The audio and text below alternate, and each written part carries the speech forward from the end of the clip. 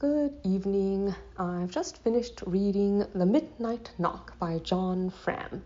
So this story follows a number of different characters whose paths all cross in a particular area in West Texas. So among these characters, there's two young men who are on their way to California to try to start their lives over again, two young women who are on their way across the border into Mexico to hopefully expose this crime ring and to reunite one of them with her younger brother. Then there's a grandfather who abducted his granddaughter from her somewhat stepfather who was originally traveling with her through Mexico. Like, he's forcibly bringing her back to his home in Texas where she does not in fact want to be. The story begins when one of the young men, Ethan, meets a very strange man, like in a diner, who tells him an unsettling story about the area that they're passing through. Like, he tells him about this road that people don't really travel down anymore because 50 years ago, 12 people checked into a motel on that road and never checked out again. Like, they all disappeared without a trace, and to this day no one really knows what happened to them.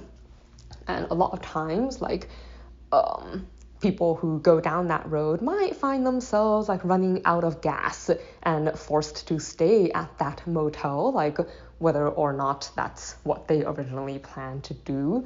Like, Ethan's not really sure what to make of this story. Like, it kind of creeps him out a little, but as luck would have it, he and his companion end up at the motel exactly as the story said. Like, they run out of gas shortly before they get there and really have no choice but to spend the night. So similar things happen to all the other characters who each arrive one after another at the motel.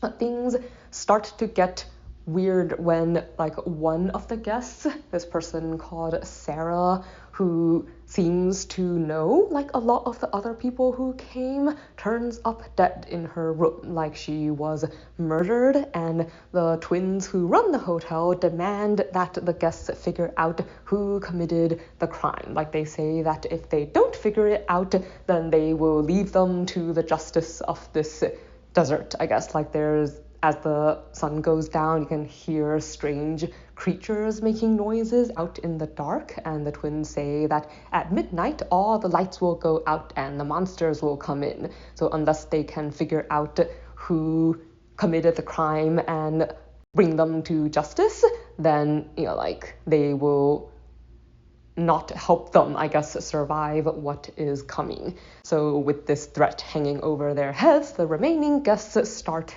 to investigate. Only the more they look into, like, the person who was murdered and the various circumstances surrounding her death, the more it turns out that all of the people here may in fact have ties to one another. Like, their stories are all connected, and they may not a lot of people aren't what they seem, and not just that, like, even where they are does not appear to be what it claims to be, and this may or may not even be the first time that a lot of them have been here. Like, it's definitely one of those stories where nothing is quite what it seems at the beginning. I guess it's hard to say much more about it without giving spoilers, so something I liked. This was definitely like a complex kind of mystery, and one of those stories I read because I wanted to know what happened and how it would end, as opposed to necessarily particularly liking any of the characters. Like, it was interesting to see, like, as they revealed more and more, like, each person's history, like, as you go